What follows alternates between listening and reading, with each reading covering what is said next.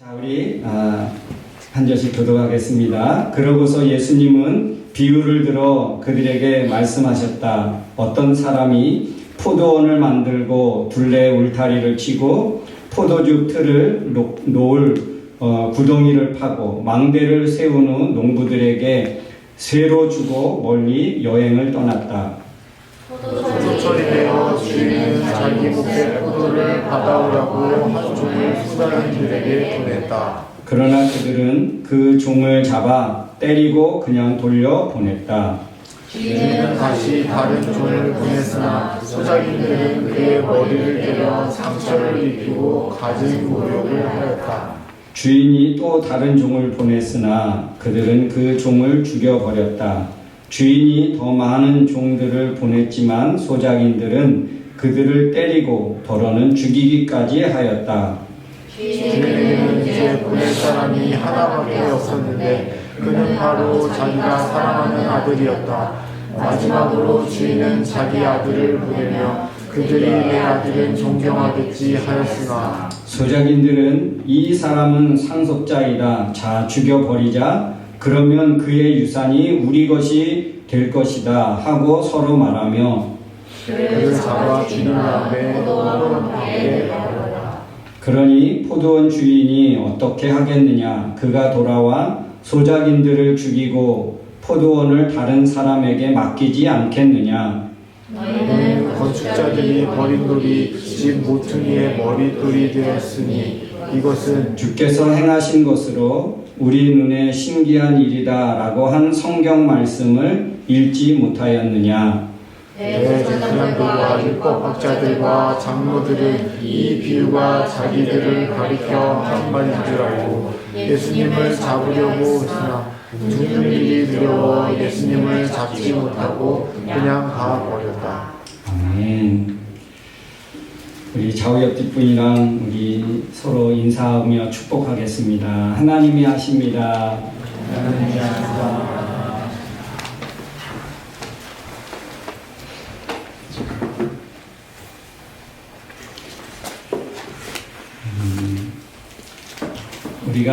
우리 사람은 관계를 맺고 살아갑니다. 하나님이 우리를 창조하시고 또 우리는 하나님의 백성이 되었고 하나님의 자녀가 되었고 이게 관계입니다. 에덴 동산에서 아담과 하와의 불순종으로 인해서 관계가 깨어진 것입니다. 여러분, 죄가 뭐라고 생각합니까? 죄는 이 관계를 깨트린 게 죄입니다.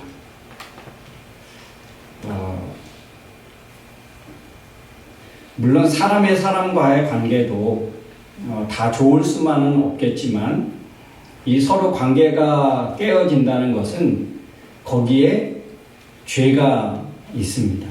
내 어떤 이기적인 마음이나 내가 손해보지 않겠다는 것 때문에 관계가 깨어지고 그래서 사람 간의 관계도 깨어지는 것은 어쩌면 우리의 죄의 모습입니다. 근데 만약에 여러분 관계가 안 깨지고 제가 50년 넘게 산 그 노 부부가 있는데 그 부부는 한 번도 싸운 적이 없대요. 그래서 진짜일까? 거짓말 아닐까? 그리고 삶의 모습을 이렇게 이제 다큐로 찍어낸 걸 봤는데 정말 이렇게 평생 살았으면 한 번도 안 싸웠겠다. 실제로 묻습니다. 진짜 안 싸우셨냐고 그랬더니 그 할머니가 그러시더라고요. 싸우고 싶었는데 싸우고 싶을 일이 있었고 싸우고 싶을 때가 있었는데 그러지 못했다. 왜 그러니까 자기 때문에 너무 고생한 걸 알기 때문에.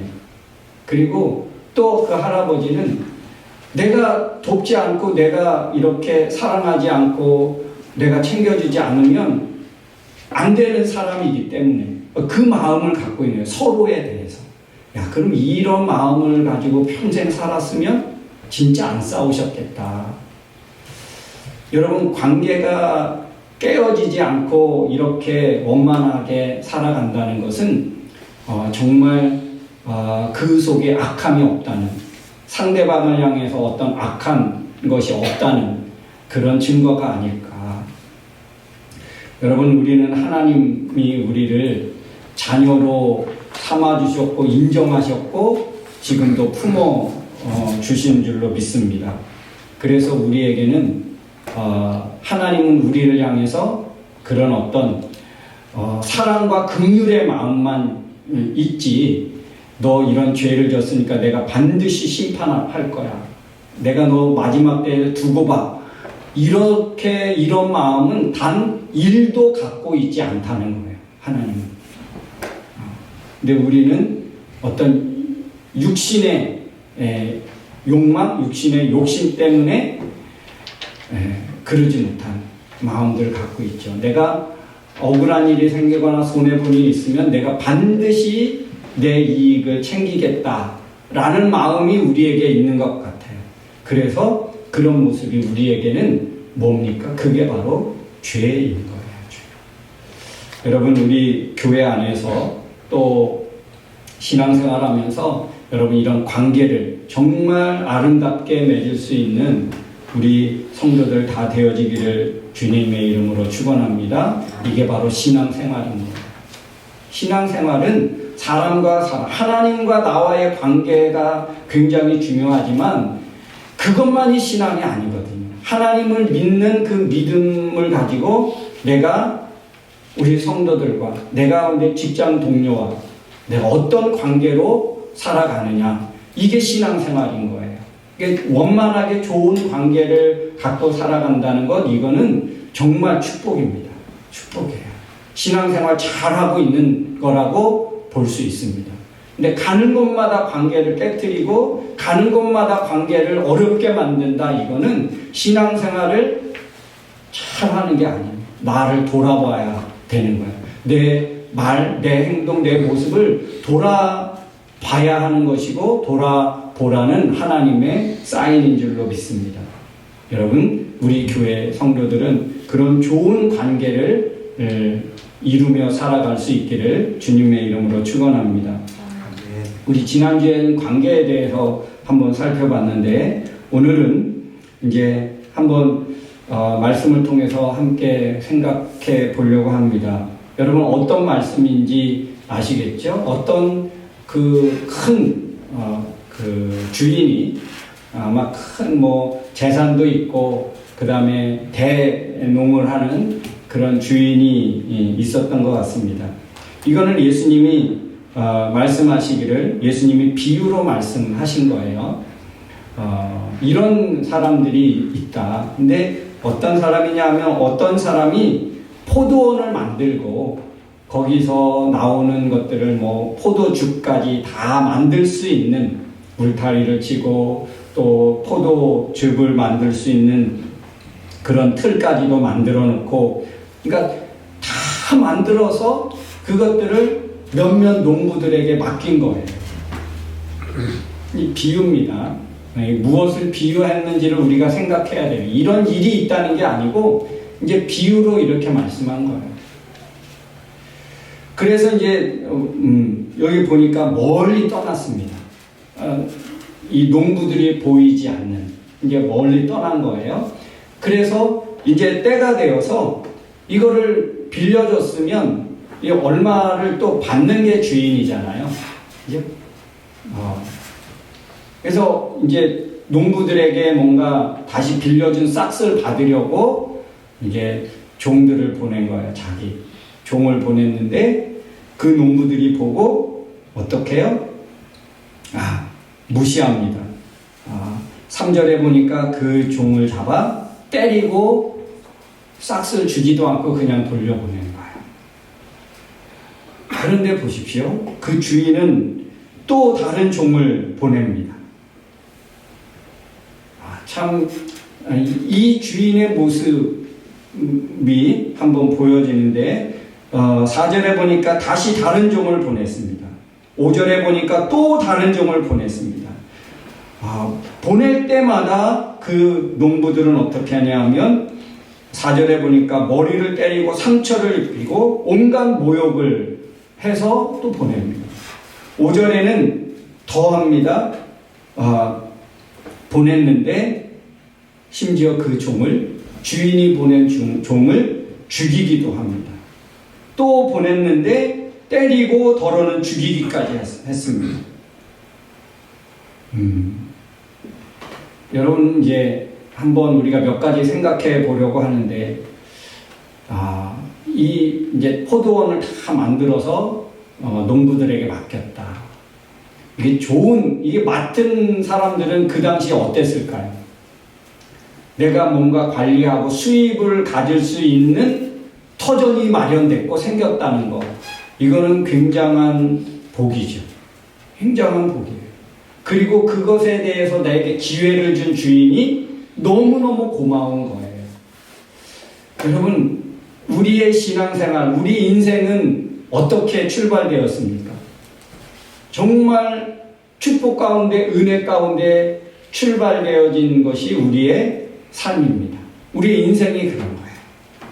여러분의 부모님들이 다 마련해 놓은, 물론 사람마다 조금의 어떤 경제적인 상황과 환경이 조금 다르기는 하지만, 우리가 이 세상에 인생을 출발한다는 것은 은혜로 출발되어진 것입니다. 정말 은혜로 출발되어진 거예요. 여러분 스스로 이 세상에 올 수도 없잖아요. 내가 이 세상에 인생이 시작됐다는 것은 이거는 주인이 아니면 시작될 수 없는, 부모님이 아니면 시작될 수 없는 인생이에요. 내 인생이 시작됐다, 이거는 모든, 물론 완벽하게 내가 마음 먹고 내가 생각하고 내가 계획하는 것마다 다 하면서 살 수 있는 것은 아니지만, 인생이 내가 시작됐고 출발됐다, 삶의 어떤 그런 작은 집이라도 마련됐다, 이거는 정말 은혜로 출발되어진 것입니다. 오늘 이 농부들은요, 정말 은혜로 출발된 것이에요. 그리고 얼마나 행복하겠습니까?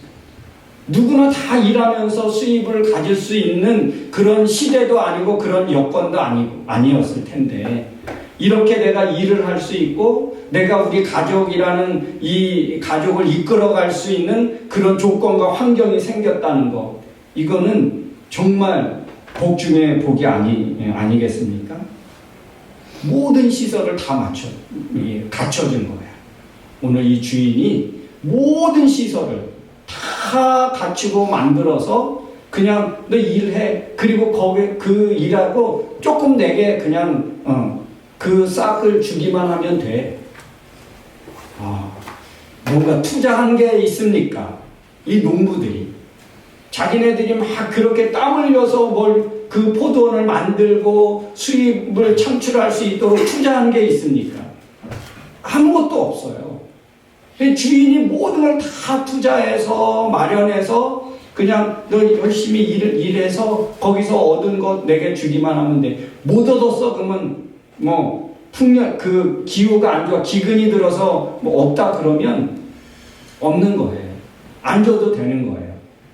이 말씀에 보니까 주인이 자기 포도철이 되어서 주인이 자기 목회 포도를 받아오라고.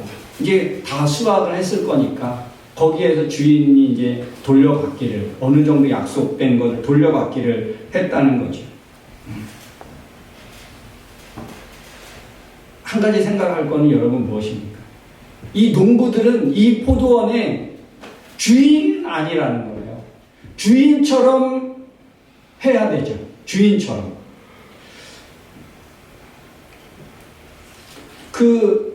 어쩌면 매일같이 일을 하는 곳이니까 사람들이 보기에 이 포도원이 주인이 저 사람인가 보다 생각할 수 있을 거예요. 그런데 주인처럼 보여질 뿐이지 주인은 아니라는 거예요. 그냥 주인의 마음을 가지고 주인이 맡겨진 것을 잘 돌보고 또 정성껏 사랑을 쏟아서 그냥 열매를 잘 맺고 거기에서 자기네들이 가질 것 갖고 할 수 있도록. 여러분, 우리 인생도 마찬가지죠. 우리 인생도 또 어쩌면 우리의 가정도 우리의 삶의 모든 부분에서도 시작하신 이가 있습니다.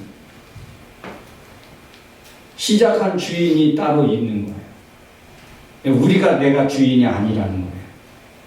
그런데 어느새 농부들이 주인이 되어져 있는.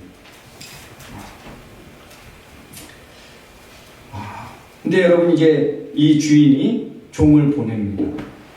어떻게 합니까? 때리고 그냥 보내고, 다른 종을 다시 보냈는데 때리고 상처를 입히고 온갖 모욕을 주고, 그리고 또 다른 종을 보낼 때 죽이기까지 하고.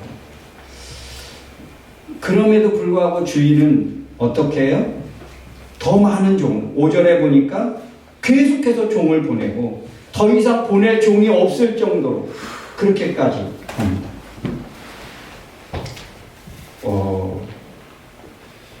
근데 오늘 6절에 보니까 이런 말씀이 있습니다. 이제 보낼 사람이 하나밖에 없었다. 이제 보낼 사람이 하나밖에 없었는데 그는 바로 자기가 사랑하는 아들이었다. 주인은 마지막 아들을 보내면서 희망을 거는, 아들을 보낸다는 것은 뭐예요? 아들을 보낸다는 것은, 야, 이 아들만큼은, 내 아들만큼은 인정하고 높이겠지. 기꺼이 내 뜻을 받아주겠지. 그런 기대가 있는 거예요. 그런 기대가 없다면 이 아들까지 보낼 그런 마음을 가졌을까요, 주인이? 주인이 자기 아들을 보내는 것은, 그래, 다른 종들은 종이니까 그렇다고 쳐도 내 아들은 나와 같이 생각해 주지 않을까? 내가 주인이 직접 안 가고 내 아들을 보내니까, 아, 이 주인이 온 거다 라고 생각해 줄 거를 기대한 거예요. 그러면 기꺼이 내 아들에게는 나처럼 나로 대신 온 거로 생각해서 나와 같이 정말 존중하고 내 의도를 다 따라서 해주겠지, 이런 기대가 있었던 거 아닐까? 마지막 아들을 보낸 거. 아들을 보낸 거는 그 농부들을 향한 기대와 어떤 희망이 있었던 거예요. 기대가 없었다면 그냥 쳐들어갔겠죠. 그러니까 아들을 보낸다는 거는 그만큼 그들을 존중하고 인정해 주는. 그래서 내 아들은 어떻게 우리 6절에도 보니까 그래. 주인이 자기 아들을 보내며 그들이 내 아들은 존경하겠지. 말씀해 보니까 그들이 내 아들은 존경하겠지. 이게 주인의 마음, 주인의 마음. 여러분, 이런 마음을 갖고 있는 게, 이게 비유예요. 이런 마음을 갖고 있는 게 누구라는 거예요? 하나님. 하나님. 그런데 이 농부들은 어떻게 했다고요?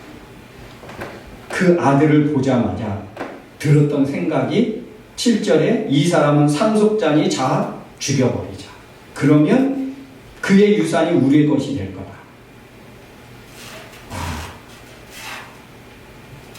이 농부들은 지금 어떤 마음을 가지고 있어요? 우리는 더 이상 종으로, 우리는 더 이상 이 주인, 이 포도원을 우리에게 맡긴 이 사람의 우리는 종이 아니다. 우리가 주인이 되자. 더 이상 가난하게 살 필요도 없고 우리도 한번 주인처럼 살아보자.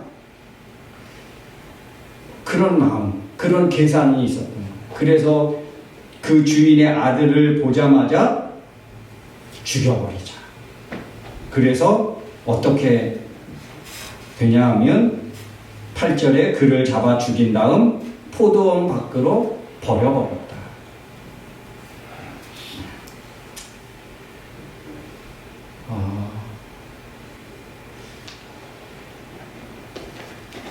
저는 오늘 이 말씀을 보면서 예수님이 이제 마지막 공생의 마지막 십자가를 지기 이전에 며칠 전, 그러니까 우리 그 사복음서에서 가장 예수님의 공생의 기간 동안에 가장 많이 기록되고 있는 게 뭐냐면 십자가 지기 전 일주일, 그 일주일 동안의 행적과 가르침과 사역이 거의 모든 그 사복음서, 마태복음의 한 3분의 2 정도, 그리고 마가복음도 그렇고 굉장히 많은 부분을 그렇게 차지하고 있습니다. 우리에게 주는 메시지가 뭘까?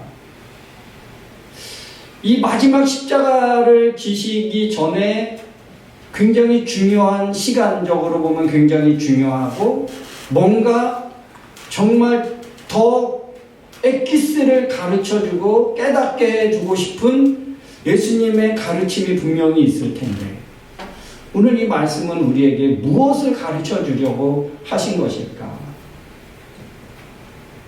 오늘 여기에 보면 12절에 보면 대제사장들과 율법학자들, 장로들, 이들은 자기들을 위한, 자기들을 들으라고 하는 비유로 알고 분노하고 어떻게 하면 이 예수를 잡아서 죽일까, 그런 마음을 더 확고하게 하는.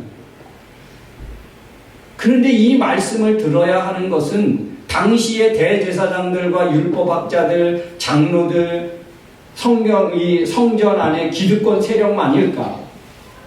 우리는 아닐까? 우리들을 위한 가르침과 메시지는 아닐까? 생각할 때 그러면 나는 누굴까?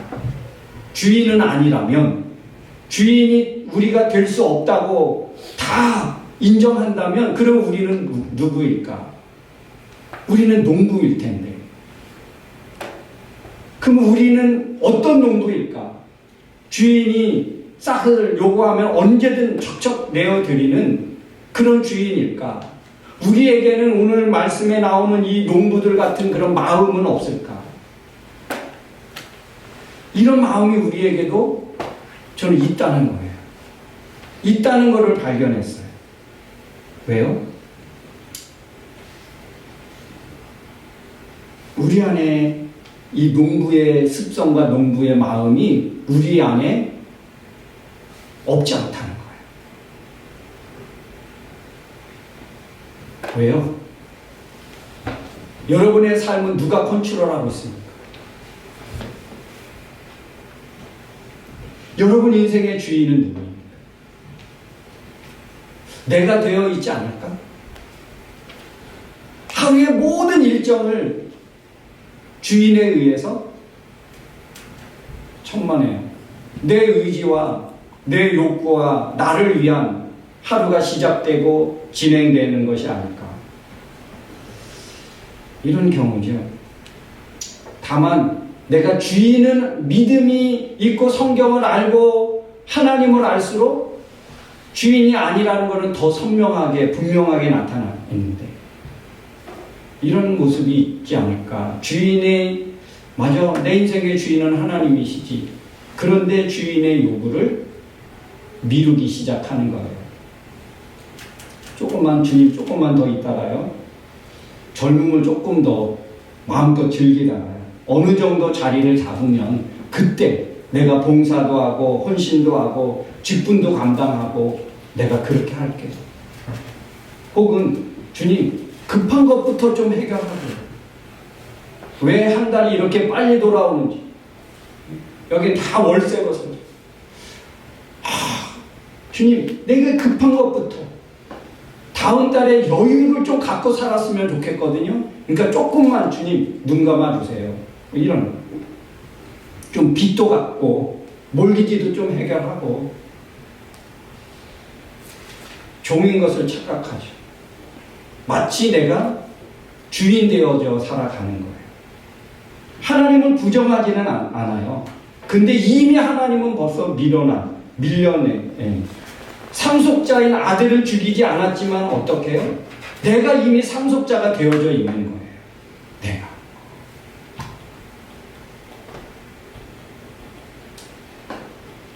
여러분, 우리는 상속자를 죽이지는 않습니다. 죽인 적은 없습니다. 그런데요, 경영권은 내가 갖고 있잖아요. 모든 내 인생의 운영권은 내가 갖고 있지 않나요? 이거는 주인을 더 이상 인정하지 않는 거예요. 모든 것을 빼앗고 잃어버리지는 않았어도 지금의 것을 내 것으로 삼으려고 하는 이런 마음은 우리에게 있지 않을까요? 농부인 그 위치를 착각하고 망상하며 살아가는 거죠. 우리 시한부 인생이라는 것을 이 땅에서 여러분 얼마나 인정하며 살고 있으며 우리 인생의 생명은 끝나게 되어져 있어요. 어느 시점에. 우리 인생은 다 시한부 인생입니다. 그런데 영원히 주인의 모습으로 사는 것처럼 우리는 착각하며 이 세상을 살아가고 있지 않나. 우리 여러분 오늘 말씀에서 그냥 우리 슬쩍 지나칠 수밖에 없는 강조되지 않는 그런 단어가 나오는데 9절에 보니까 그럽니다. 그러니 포도원 주인이 어떻게 하겠느냐? 그가 돌아와. 저는 이 9절에 그가 돌아와 He will come. He's coming. 그가 돌아온다는 거예요. 주인이 다시 돌아올 수밖에 없다는 거예요. 여러분, 우리에게 좋은 것, 많은 것 하나님이 다 맡겨놓고 하나님이 때가 돼서 다시 오신다는 거예요. 나는 포도원을 지키는 사람인가? 아니면 조용히 주인의 자리를 차지한 농부인가? 우리가 조용히 밀어낸 돌이 결국에 가장 중요한 모퉁이의 머릿돌이 된대요. 우리가 조용히 밀어낸 우리 인생의 주인 되신 하나님이 어느 날 가장 우리에게 밀려난 하나님이 우리 전 인생에서 보면 가장 중심이고 핵심에 위치한다는 것이죠. 우리는 잠시 맡은 사람들입니다. 하나님은 우리에게 잠시 맡겨진 것이 우리 인생이고 우리 삶이라는 거예요. 우리 주인은 따로 있다는 것입니다. 모든 것에 내가 가지고 살아가는 그 모든 것의 주인은 따로 있다는 것입니다. 우리가 결코 주인이 될 수 없다는 거예요. 결코 우리는 주인이 아니라는 것입니다. 우리는 잠시 맡은 사람들이고 결코 주인이 아니고 그래서 우리의 주인은 다시 돌아온다는 것이죠. 주인은 다시 돌아옵니다.